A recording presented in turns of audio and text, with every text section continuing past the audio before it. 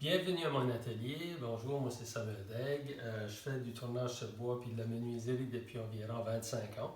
J'aime bien faire des objets qui sont autant fonctionnels que décoratifs. Puis le fini que je vais utiliser le plus souvent sur mes pièces, c'est un fini pénétrant à l'huile.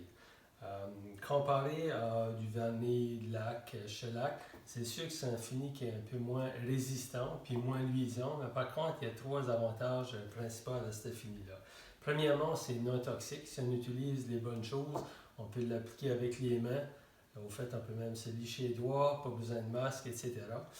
C'est un fini qui est très facile à appliquer, non seulement pour moi-même, mais pour les personnes après ça qui veulent retoucher la surface. On n'a pas besoin d'équipement spécial. Puis, la troisième raison que j'aime bien avec le fini pénétrant à l'huile, c'est qu'on peut toucher le bois directement. On ne laisse pas de plastique à la surface du bois. Ça fait que je vais vous montrer comment faire. Si à un moment donné, après des mois d'usage, vous trouvez que votre assiette ou votre bol perd un peu de lustre, puis bon, il commence à avoir de l'usure, ce qui est souhaitable, ça veut dire que vous utilisez votre pièce.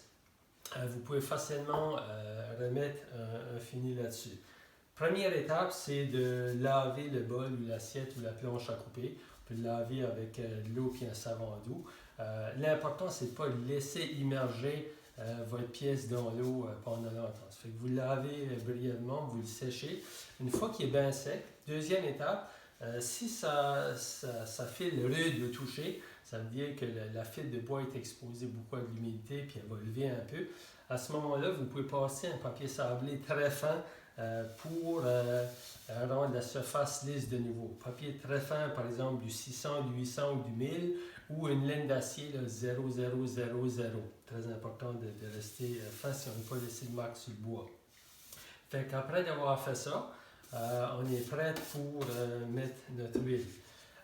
Quelle huile utiliser? Moi, je vous suggère une huile de noix, comme par exemple l'huile de noyer ou de l'huile d'abrasin.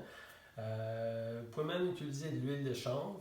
La raison, c'est que c'est une huile qui va s'oxyder, qui va durcir avec la fibre de bois, puis il va mieux protéger. C'est mieux que de l'huile minérale qui va s'enlever rapidement ou de l'huile végétale qui peut même rancir.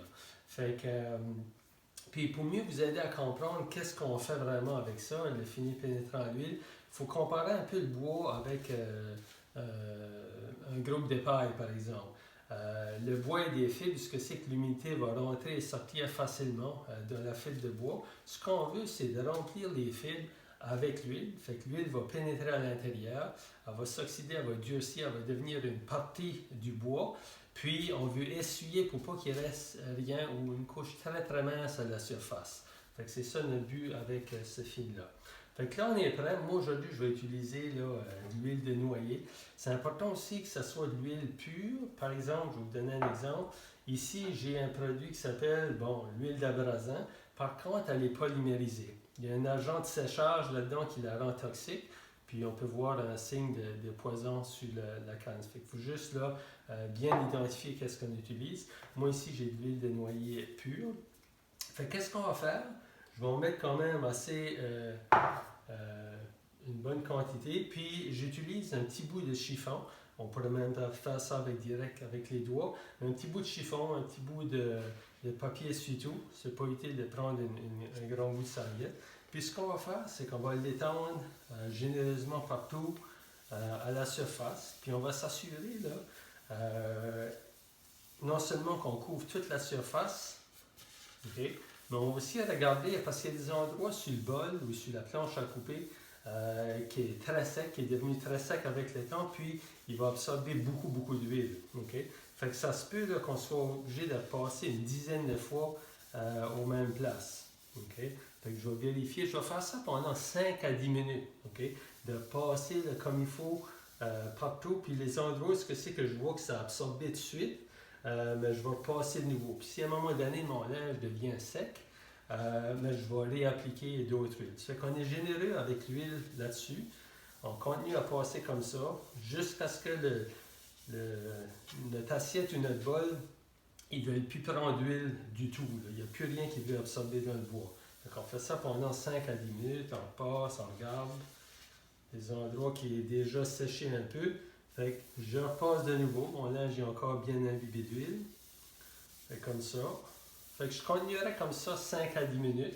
Je vais raccourcir un peu juste pour faire des démonstrations. On peut mettre ça de côté.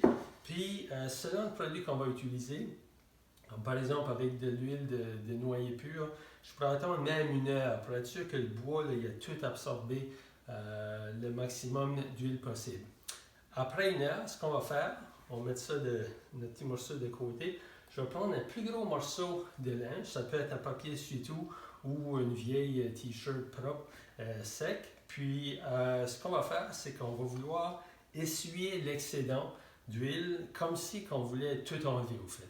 Okay? Ça fait qu'on va passer partout comme ça. Puis, on va essuyer tout l'excédent d'huile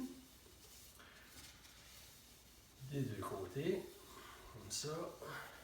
Puis si à un moment donné, votre linge commence à être vraiment trop imbibé, puis vous avez de la misère à essuyer, on prend un autre morceau, puis on continue comme ça.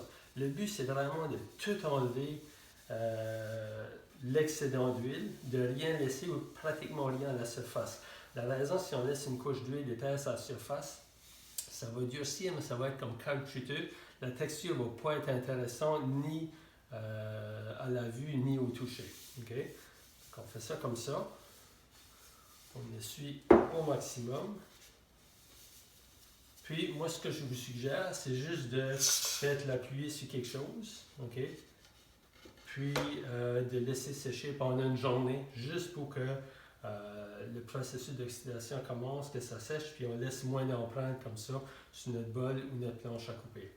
Un autre point qui est important, c'est que quand vous allez finir avec vos serviettes imbibées d'huile, c'est important de ne pas les rouler en boule puis de les laisser sur le comptoir à l'air parce qu'il pourrait se développer une réaction là, en chaîne avec de la chaleur puis même une combustion spontanée.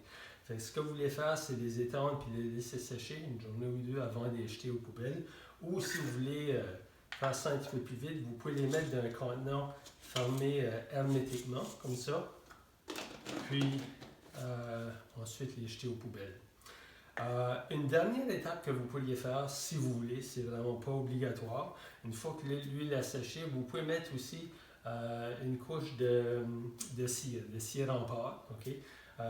C'est un petit peu le même processus. Vous prenez une cire qui est propre qui est food safe, qui est propre à la consommation. Puis, la différence, par exemple, avec l'huile, c'est que vous en mettez une toute petite quantité. Une petite quantité de cire va aller à un grand bout. La raison, c'est parce que l'excédent est vraiment difficile à enlever. Donc, vous allez prendre une petite quantité de cire, vous allez la frotter partout pour attendre selon le produit, vous suivez les instructions, pour attendre peut-être 5-10 minutes, puis ensuite la même chose, vous prenez un linge sec, puis vous essayez d'essuyer vraiment tout l'excédent en polissant la surface comme ça. J'espère que ça vous a aidé un peu. J'espère que vous allez pouvoir protéger votre assiette, votre bol ou votre planche encore plus longtemps pour que puisse être, plusieurs générations puissent en profiter. À la prochaine.